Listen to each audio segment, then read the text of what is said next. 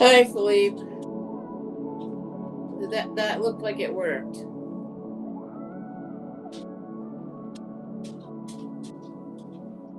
Hi.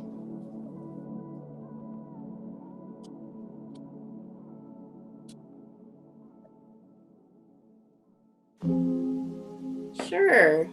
We're about to have a school committee meeting. Sure is.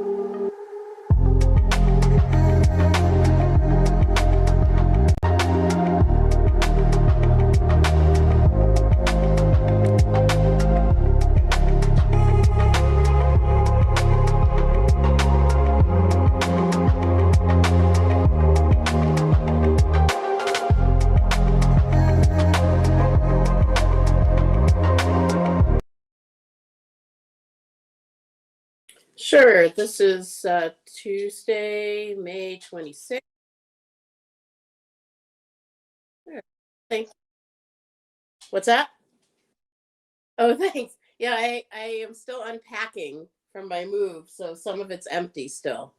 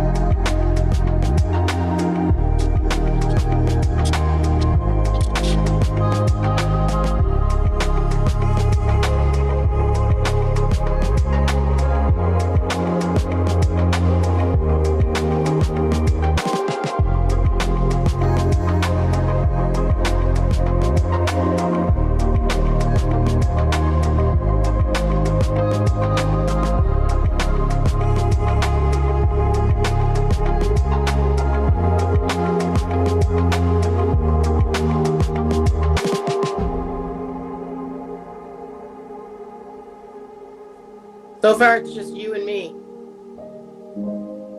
So far, it's just you and me. I don't have a quorum yet. We'll split it up and get it done.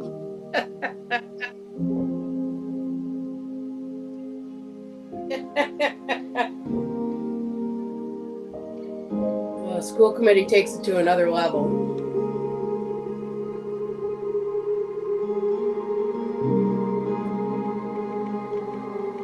Yeah.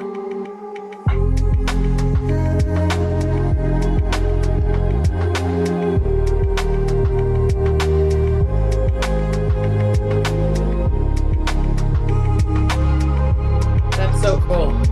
That's so cool.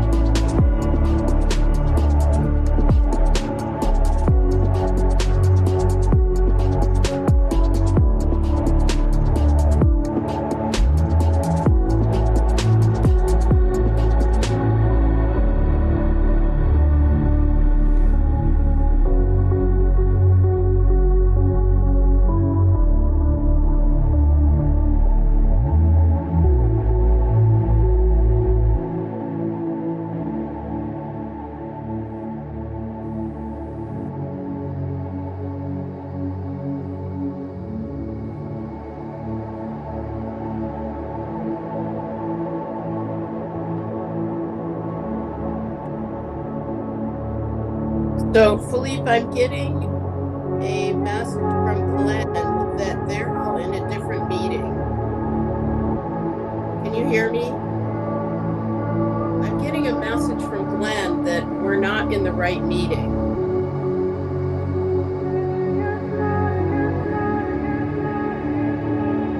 Trying to figure out what's going on.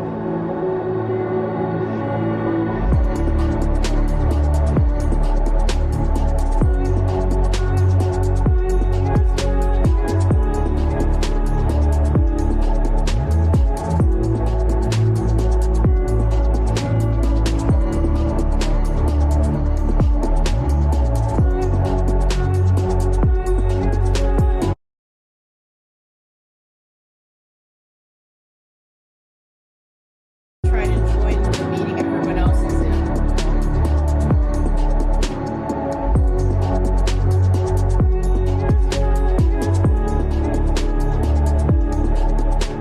I'm going to try to join on my other computer, Philippe, and then we'll try to get you in there.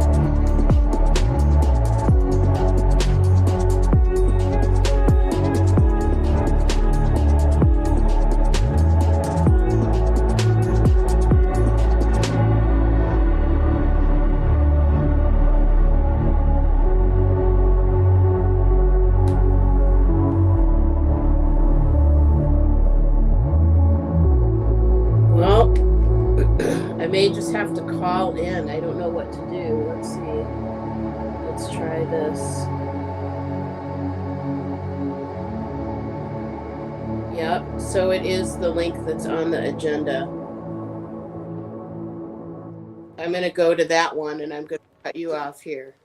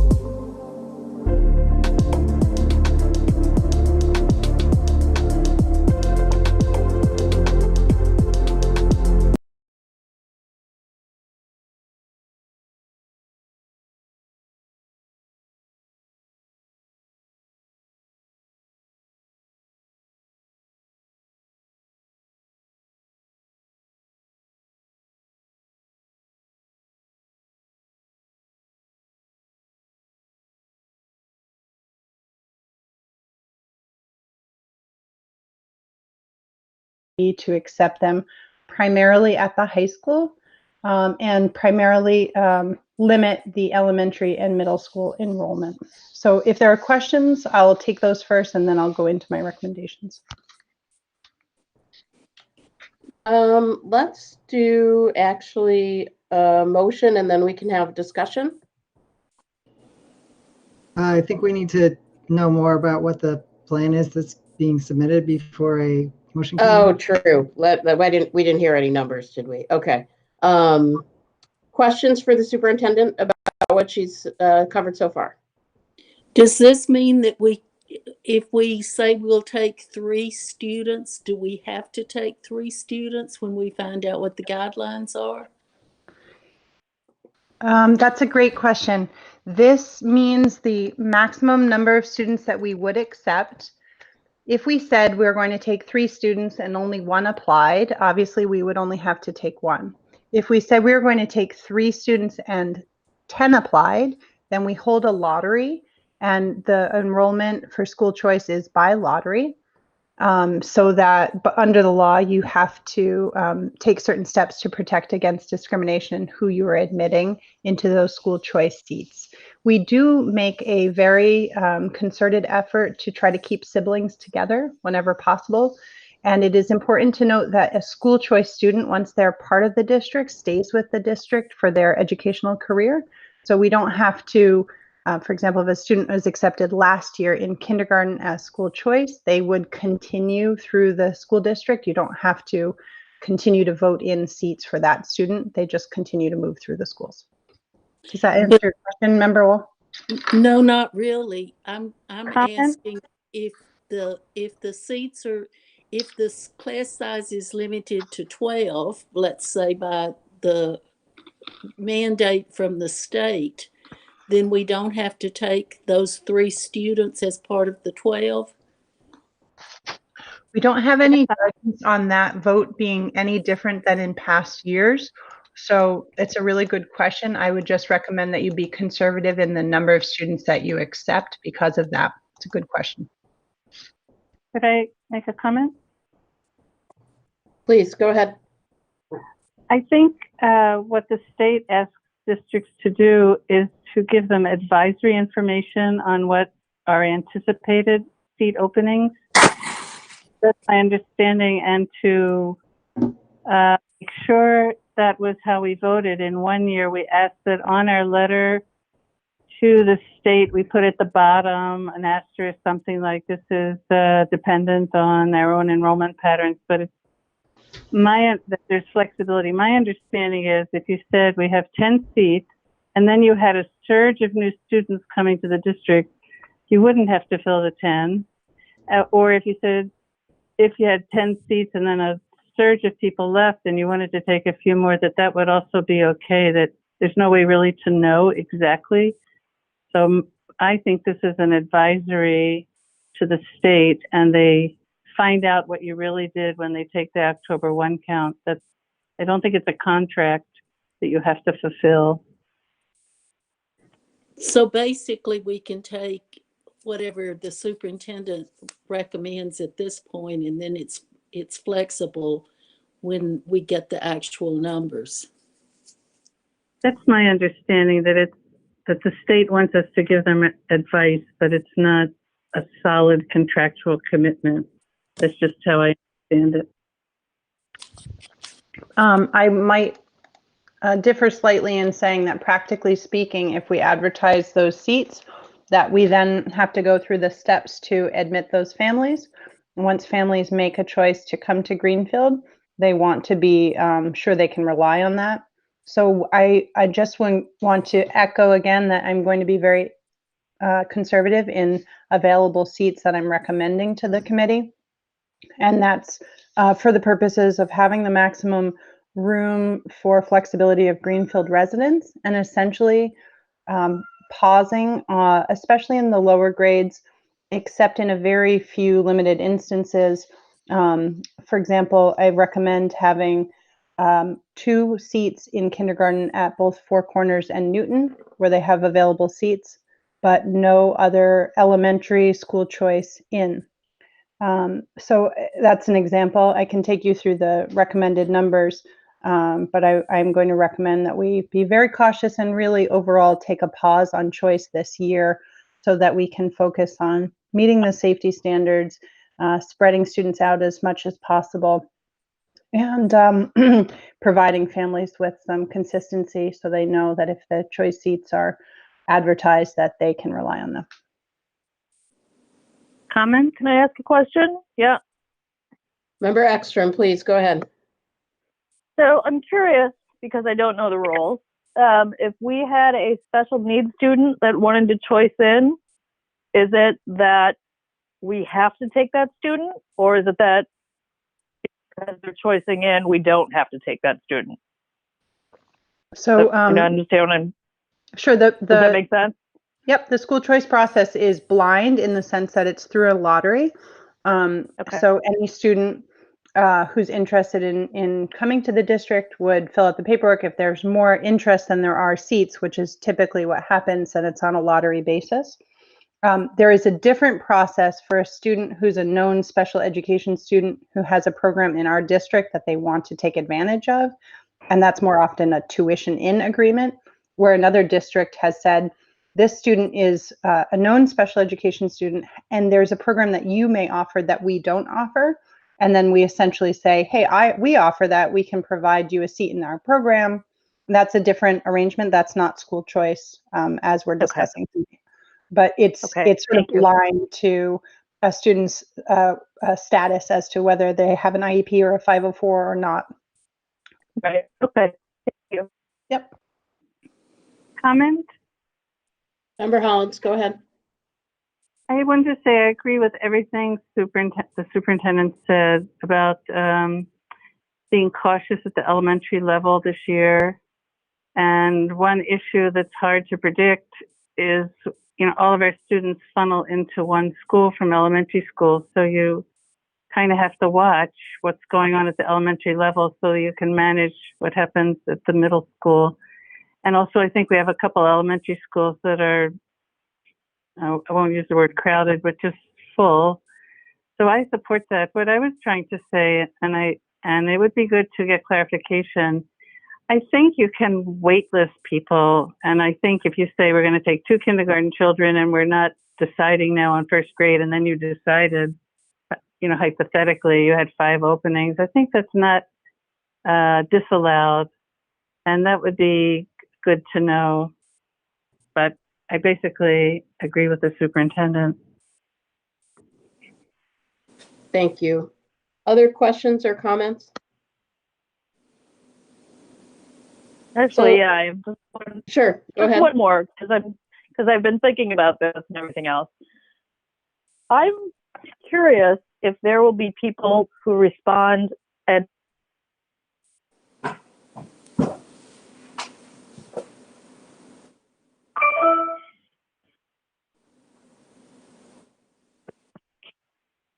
Hello, Member Ekstrom, are you still there?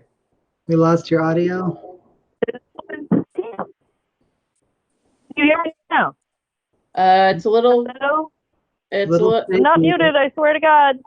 Now we can No, hear it's you. just a little shaky. Try again. It's just me. I'm curious, and I'm sure this, can you hear me? Yep. Okay, so this might be a taboo comment, but I'm curious what people's thoughts might be about people being concerned about higher populated classrooms and choicing out of the district.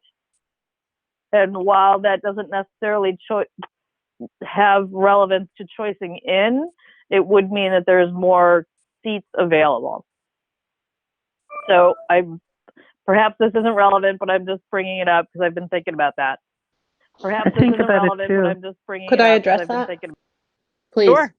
I think it is relevant, Member Ekstrom, in that I think it's going to be a real concern for parents to make sure that their children are safe. And I think to the extent that we can not enroll additional students, but focus on the students that are presently enrolled in Greenfield schools and meeting their needs, I think the better off we are for this current year, given this very unusual health situation with the COVID pandemic. And I think that parents will very much think in that way. If we can limit the number of students that are coming from other communities that also go back to other communities, although they would attend our schools, they would also go back to a different community in a way that makes some sense. And overall, the fewer students are in the classroom, the easier it is to space out, to allow social distancing, or to follow any new evolving guidelines that may emerge, because if we've learned anything, it's that the guidelines continue to emerge and change. So I do think it's relevant. And I do think some families may make that decision, but what we really want to focus on is opening our schools in such a way that they're as safe and as protective of our students and our staff as possible, and limiting the number of additional students that we're admitting if they're not Greenfield residents at this point. Thank you. So then the motion that we need to put forth is that we are not taking choice in students this year? So if I could, I would next recommend the total school choice slots that I would recommend for next year. Okay. Go ahead. So the total number of students for choice in slots or seats that I would recommend is 21 total in the district. And I would break that down as follows. 2 seats in the I'm going to go from K up through 12. We do not take school choice in the preschool program. In kindergarten, I'm going to recommend that there be 2 seats at Four Corners and 2 seats at Newton, and none at Federal Street, and that's just based on capacity. I'm not going to recommend any other choice seats at grades 1 through 4 at this time. At the middle school level, I would recommend 2 seats at the 5th grade level. And again, that's if there are families who choose to take advantage of our middle school program with the ELT program and the entry point being at the middle school. I'm not going to recommend any additional seats in grade 6 or 7. And at the high school, speaking with the principal and looking at class sizes, I believe out of the 532 students we have projected to attend, it's appropriate to offer 5 seats at grade 8, 5 seats at grade 9, and 2 seats each at grades 10, 11, and 12. Comes to a total of 21 students and is much more limited than we've offered in past years. It still allows, if a student were, for example, to move out of Greenfield partway through the year, for example, maybe in October, but they were an upper level high school student, they might still be able to stay through our school choice program and provide that consistency. So it's not totally eliminating the program, but it's really limiting it. And if a student is a sibling, for example, they might be the type of family that would be really interested in applying to our school choice lottery if they have an older child here, and they might be starting in kindergarten, and that's, or the middle school, and that's why we've offered a very limited number of seats at those areas. We think that this provides the most consistency while also mainly focusing on Greenfield residents. I move to accept the school choice plan as submitted. Second. That was a move by member Johnson and a second by member Ekstrom. Do you have any further discussion? One comment. Go ahead, member Hollins. I'd like us to consider exceptions if a seat opens up for siblings of children who are already choicing into our district.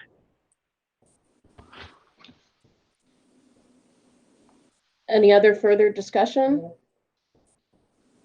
I guess, do you want that as a friendly amendment, member Hollins? Is that what you're asking?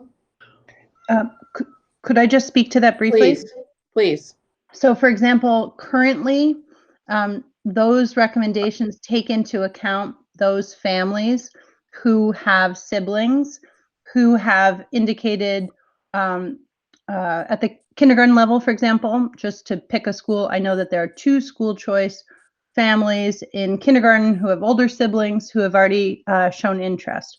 So we're trying to respond to exactly the comment you just made, member Holland, at the same time as not overburdening current class sizes. But I think it's taking that into consideration. I'm not sure that overall we can make that amendment and still be consistent with the lottery nature of the law. I'm not asking for a motion amendment. I'm just asking that if a seat opens up, those children be waitlisted. I think the law on choice, there may be a provision. It's really hard to divide families, and it just may happen that a seat opens up and somebody's waitlisted as a sibling. That's all. Okay, let's move forward. Any further discussion? I just have one more question. Please, Member Wall. If they say that you have to have the children 6 feet apart, and that only allows you to have 10 children in each classroom, so you have to then divide the time they're in the classroom, how do we deal with the school choice children? Do they become part of the calculations? Yes, exactly, Member Wall. Once a student is admitted as a school choice student, we treat them like all other students. And that's, again, why these recommendations are so conservative, to make sure there is adequate space. And whatever provisions, it's important to say that if we could delay this vote, certainly it would be easier once the state has released their guidance. Right. But because we do have to offer this annual vote before June 1st, we are taking it, recognizing that there is a high level of unknowns for the fall, which the reopening advisory team is working through all those scenarios. We will come back to this committee with multiple opportunities to discuss all of those parameters, but whatever they are, ultimately will apply to all students. You're correct. So how many children are currently in each classroom where we're taking these 2 students or 5 students? Do you have that information? Well, at Four Corners and at Newton School, where I've recommended 2 seats for kindergarten, will have 2 sections. At this point, it looks like we'll have 2 sections of each of those. And at Federal Street, it looks like there will be 1 section. And so I haven't recommended seats there. So essentially, we've looked for places where we think there will be some additional capacity, but we haven't gone right to the brim. We've tried to leave some additional room still. No, I'm asking, like at Four Corners, how many children are in the kindergarten classroom that you're doing? Right now, the kindergarten sizes are still low, around 13 or 14 per section. So there is still adequate room. But again, because of reductions in force, those specific numbers are still being looked at. Okay. Any further discussion? Okay, let's move to a roll call vote, please.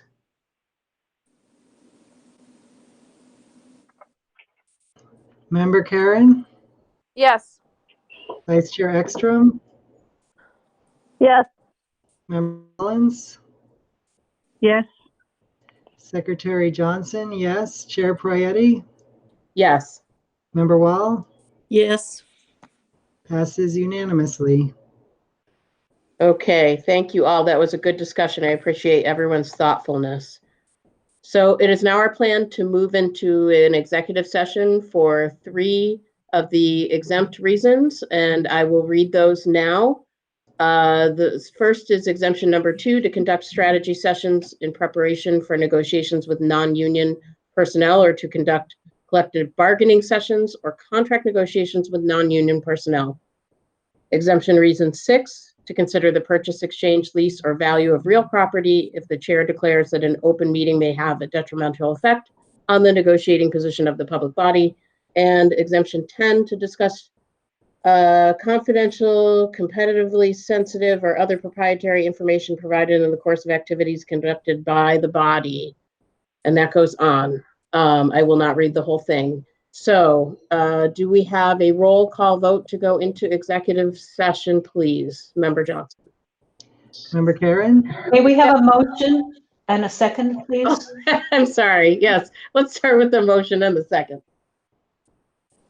I'll move motion executive session. Sounded like I'll Member second it. Karen. And who was the second? Member Holland? Hollins, Member Hollins, thank you. Member Karen, Yes. Vice Chair Ekstrom, Yes. Member Hollins, Yes, Secretary Johnson, yes. Chair Prayati, Yes. Member Wall, Yes.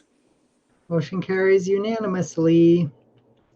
I will send an email with the link to the executive session room. We get 5 minutes. 5 minutes. Are we coming Thank back to you. public? Are We we will coming come back to this public session. session? We will? We will come back to the session briefly to close. Yes. Thank you. Thank you.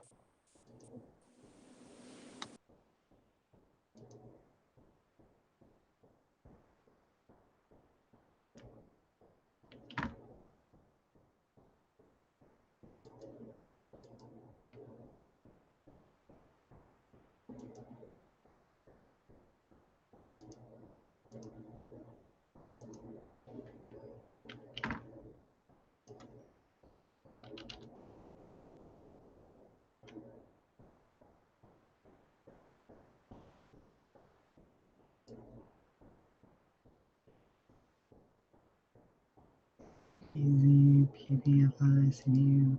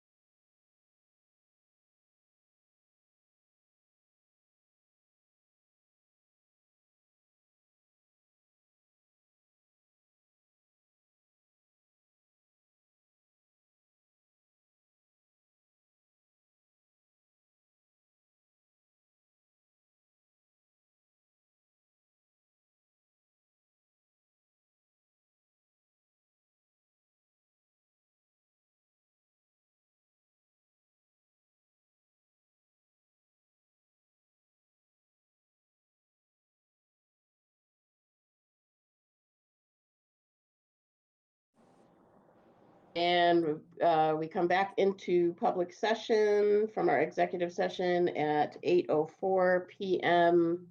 And I would ask that Susan Farber, is Susan Farber here? No. We have to do a roll call now that we're back in public session. Let's do a roll call because I don't see Susan Farber yet. Okay. Member Karen, Here. Vice Chair Ekstrom, Here. Member Hollins, Here. myself here, Chair Prietti, Here. Member Wall. Here. We are all present. Okay, and I do not see Susan Farber to read our motion. Let's go ahead with, she had it perfect too. Did anyone write it down? Here she comes. No, because she Oh, did. here she is. Thank goodness. Woo! Our savior. Susan Farber, you're on mute. Just so you know, we called the Oh, roll she's call. back. Already? That was more And than we five, can't. 5 minutes? Yeah, Whoop, we were I quick. took that 5-minute break literally, sorry. Oh, I know, we were told no 5-minute break. oh, I said no Oh, 5-minute oops. break. It's okay. Sorry. It's okay. It's all good. So, go ahead, Chair We would Prietti. like you, Susan, to please read for us the motion so we may affirm it in public session. The motion is to approve the GEA GPS Memorandum of Agreement written as the addendum to the remote learning plan for Google Meet and content standards. And would someone move on that, please? So moved. So moved. In a second. Second. Okay, so I've got Glenn with the motion and member Karen with the second. And a roll call vote, please, member Johnson. Sure, Member Karen, Yes. Vice Chair Ekstrom, Yes. Member Hollins, Yes. myself, yes, Chair Prietti, Yes. Member Wall. Yes. It passes unanimously. Wonderful. Hooray! That is the end of our business for the night. Do I have a motion to adjourn? So moved. So moved. In a second. Second. That was everybody on the motion and member Ekstrom on the second.